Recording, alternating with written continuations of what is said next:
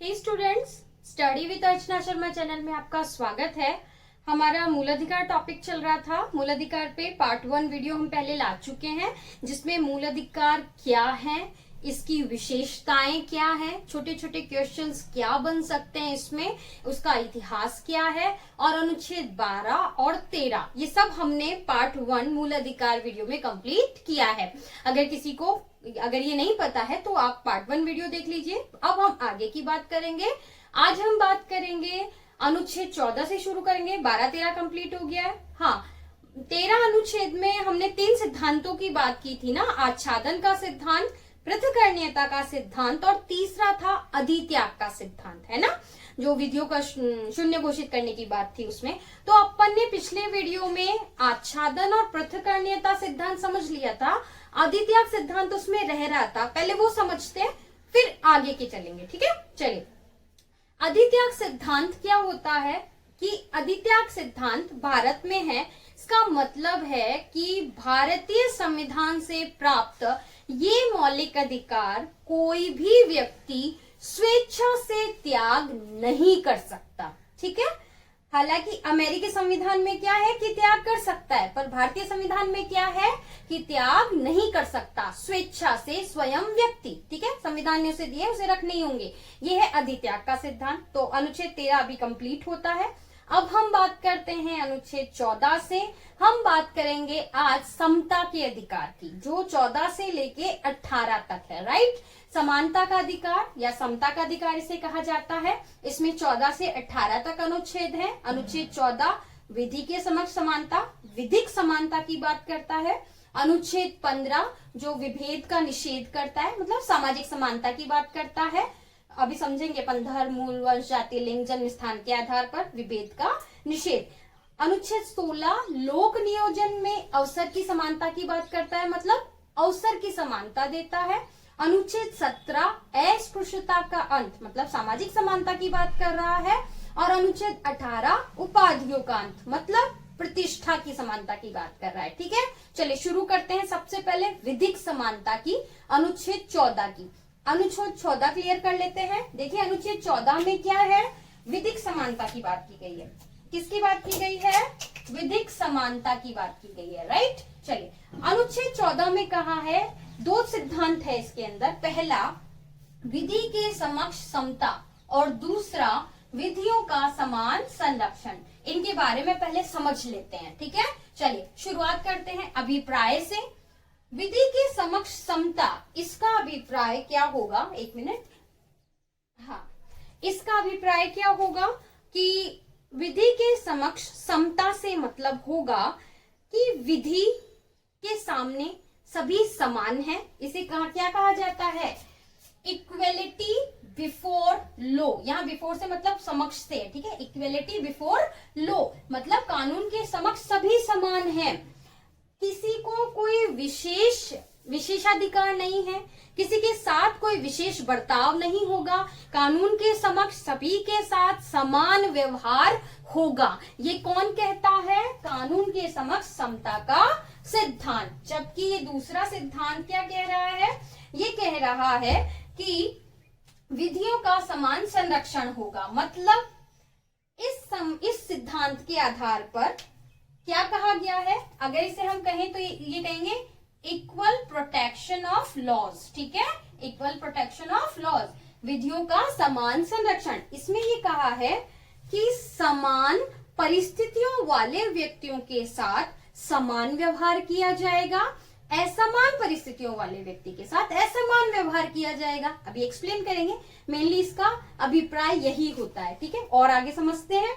अच्छा, विचार से इसको क्लियर करते हैं। देखिए, ये जो विधि के समक्ष समता है, ये एक नकारात्मक विचार है। क्यों?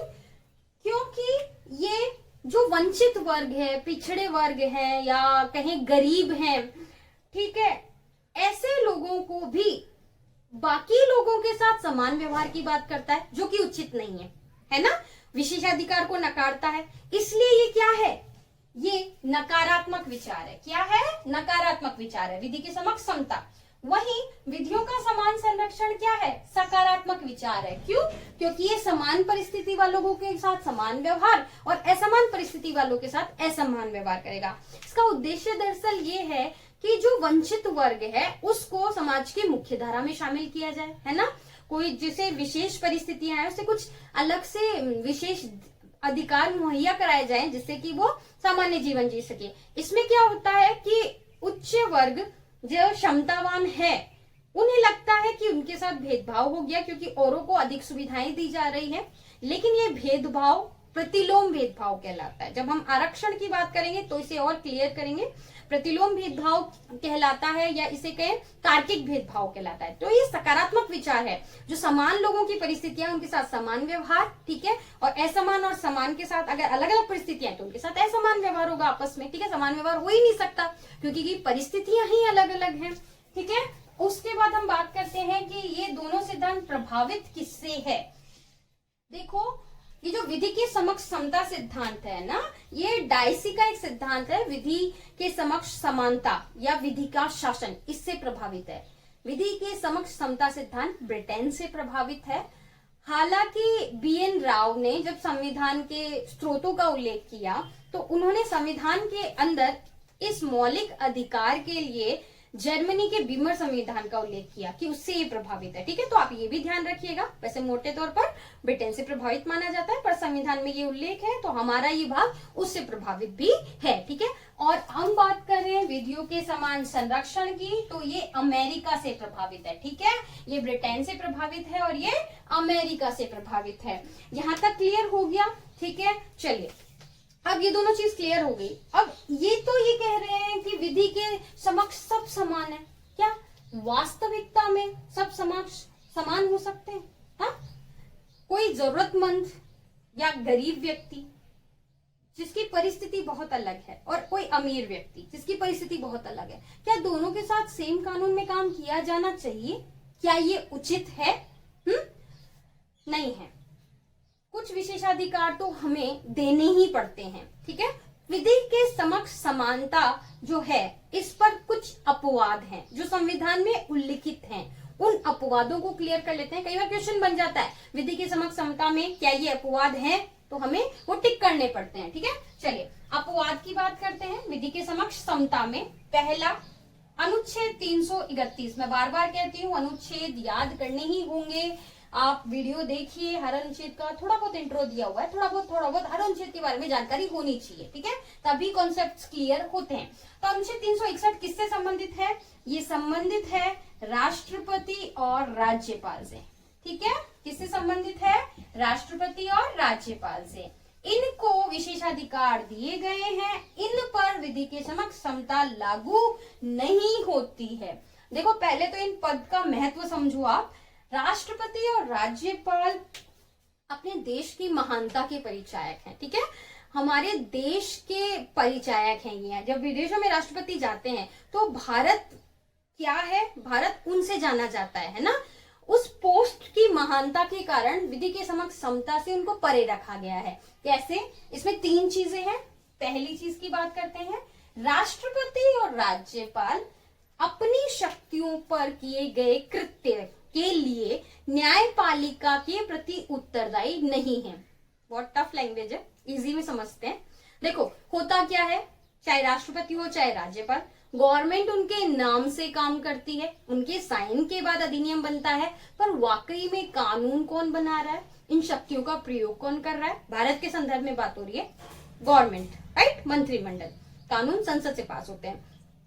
तो फिर जब उन्होंने वो काम ही नहीं किया तो उन कृत्यों के लिए उन्हें उत्तरदायी भी नहीं ठहराया जाता। तो उन्हें ये विशेषाधिकार दिया गया है कि राष्ट्रपति और राज्यपाल की शक्तियों से जो कृत्य हुए हैं उनके लिए राष्ट्रपति और राज्यपाल न्यायालय के प्रति उत्तरदायी नहीं है। अब चूंकि ये पोस्ट बहुत महत्वपूर्ण है तो इस पोस्ट के साथ 2-3 चीजें और जोड़ दी गई जिससे उस पोस्ट की जो महानता है, जो इज्जत है, वो कम ना हो। यहाँ व्यक्ति के लिए नहीं, इस पोस्ट के लिए प्रावधान किए गए हैं। क्या? देखिए, दूसरा, कोई भी आपराधिक और न्यायिक कार्यवाही, ठीक है, कोई भी आपराधिक और न्यायिक कार्यवाही राष्ट्रपति और राज्यपाल के पदावधि के दौरान ना चालू कर सकते हैं ना जारी रख सकते हैं। पदावधि मतलब जब तक वो सीट पर है, ठीक है, उन पर आपराधिक और न्यायिक कार्यवाही नहीं चलाई जा सकती। आप सोच के देखो, राष्ट्रपति को जेल में थोड़ी डालेंगे, इससे उस व्यक्ति की बात नहीं, उस पोस्ट की इज्जत कम होगी तो भारत की इज्जत कम हो जाएगी। तो उन्हें ये विशेषाधिकार दिया गया कि उन पर आपराधिक न्यायिक कार्यवाही उनकी पदावधि के दौरान जब तक उस सीट पर वो है उन पर वो कार्यवाही नहीं चलेगी। थर्ड कहा गया कि कोई भी दीवानी कार्यवाही, देखो ये दीवानी आपराधिक न्यायिक जब अपन न्यायालय पढ़ेंगे तो क्लियर करेंगे, अभी आप ये याद रख लो कि कोई भी दीवानी कार्यवाही अगर राष्ट्रपति राज्यपाल पर चलानी है तो 2 माह का अग्रिम नोटिस दिया जाना जरूरी है। उन्हें पहले 2 महीने पहले उन्हें सूचित करना जरूरी है, ठीक है। चलिए, ये बात हो गई राष्ट्रपति राज्यपाल के विशेषाधिकारों की या विधि के समक्ष समता के अपवाद की। सेकंड अपवाद की बात कर लेते हैं। सेकंड अपवाद में 2 अनुच्छेदों का जिक्र है, अनुच्छेद 105, अनुच्छेद 194। ये जो 105 है ये किससे संबंधित है, याद रखना, संसद सदस्यों से। किससे संबंधित है, संसद सदस्यों से, ठीक है। और अनुच्छेद 194 किससे संबंधित है, राज्य विधानमंडल सदस्यों से, ठीक है। इन दोनों के इन अनुच्छेदों में इनको मंडल से, सदस्यों से, ठीक है, मंडल के सदस्यों से। तो 105 में संसद सदस्य, 194 में राज्य के विधानमंडल सदस्यों में ये कहा गया है कि सामान्य व्यक्तियों से इन दोनों को, संसद सदस्यों को, राज्य विधानमंडल सदस्यों को कुछ विशेषाधिकार, कुछ उन्मुक्तियां दी जाती है। तो विधि के समक्ष समता का ये अपवाद हो गया। थर्ड चीज हम बात करते हैं, ये देखो, ये जो है ये व्यक्ति के अधिकार है, अनुच्छेद 14 सिर्फ भारतीय नागरिकों को नहीं, व्यक्ति को प्राप्त है, सबको प्राप्त है। तो फिर जो विदेशी आते हैं उन पर भी ये लागू होगा, विधि के समक्ष समता, है ना। फिर अगर कोई सोच के देखो, कोई दूसरे देश का राजदूत यहाँ है, उसके साथ क्या व्यवहार होगा, है ना। इसलिए ये अपवाद की श्रेणी में है कि विदेशी राष्ट्राध्यक्ष, किसी देश का प्रेसिडेंट या प्राइम मिनिस्टर हमारे यहाँ हो, कि विदेशी राजदूत, विदेशी राजनय, ये जो है ये विधि के समक्ष समता से परे रखे गए हैं। क्लियर। चलिए, विधि के समक्ष समता क्लियर हो चुकी है हमारी। अनुच्छेद 14 जो कि विधिक समानता की बात करता है, बहुत इंपॉर्टेंट है, बहुत सारे प्रश्न बनते हैं, ठीक है। चलिए, प्रश्न यही बनेंगे, इसका अभिप्राय क्या है, ये कौन सा विचार है, किससे प्रभावित है और इसके अपवाद क्या क्या है। अब हम बात करते हैं अनुच्छेद 15 की। ये जो अनुच्छेद 15 है ये सामाजिक समानता से संबंधित है, ठीक है। समाज में किसी के साथ भेदभाव ना हो, इस पे आधारित है। देखो, एक एक शब्द को समझना आप, तब ये क्लियर होगा। क्या कहा गया है अनुच्छेद 15 में, धर्म, ठीक है, मूलवंश, जाति, लिंग और जन्म स्थान के आधार पर विभेद का प्रतिषेध, मतलब इन 5 आधारों पर किसी के साथ कोई भेदभाव नहीं होगा। याद कर लेना, 5 आधार हैं, धर्म, मूलवंश, जाति, लिंग और जन्म स्थान, ठीक है। अब इसमें कुछ क्लॉज है, वो करेंगे तो ये क्लियर हो जाएगा। इसमें 6 क्लॉज है कुल, ठीक है। चलिए, अब हम बात करते हैं 15(1) की।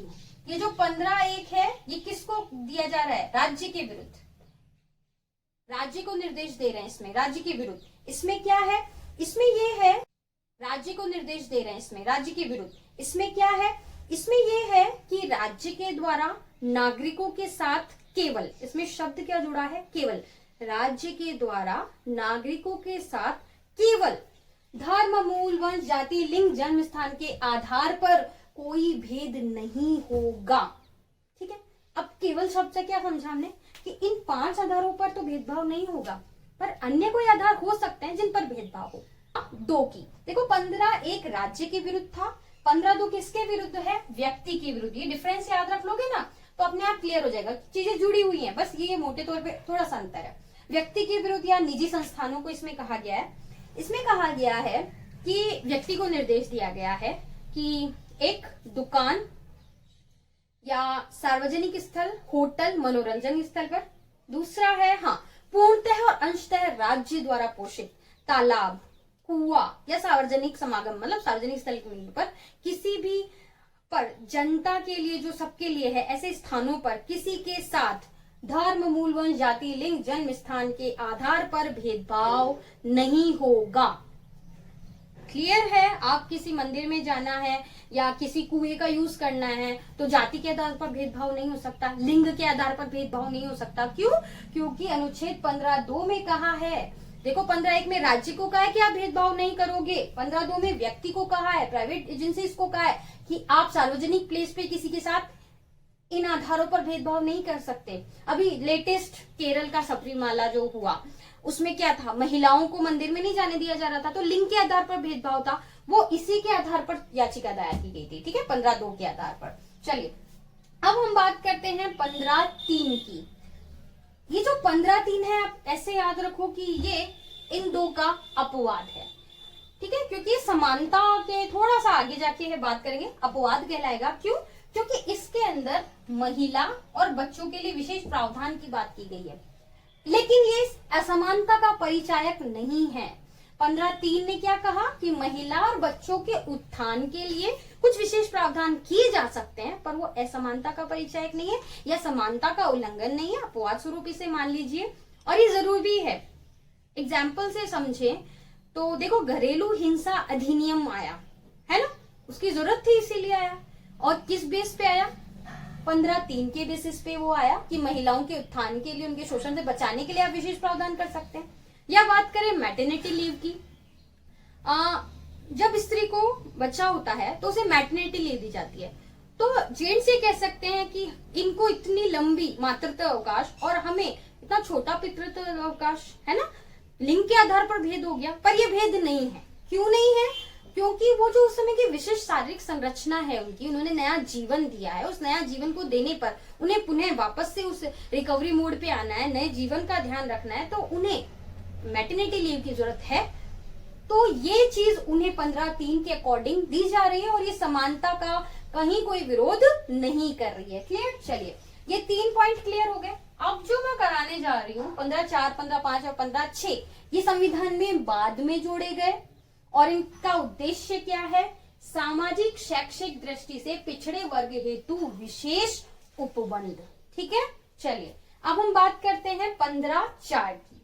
15(4) में ये कहा गया कि राज्य के द्वारा, वर्ड ध्यान रखिएगा, राज्य के द्वारा सामाजिक आर्थिक रूप से पिछड़े वर्ग या ST SC, ठीक है, इनके उत्थान के लिए विशेष उपबंध बनाए जा सकते हैं। ये समानता के विरोध में नहीं है। अच्छा, ये क्यों जोड़ा गया? इसका आधार क्या था?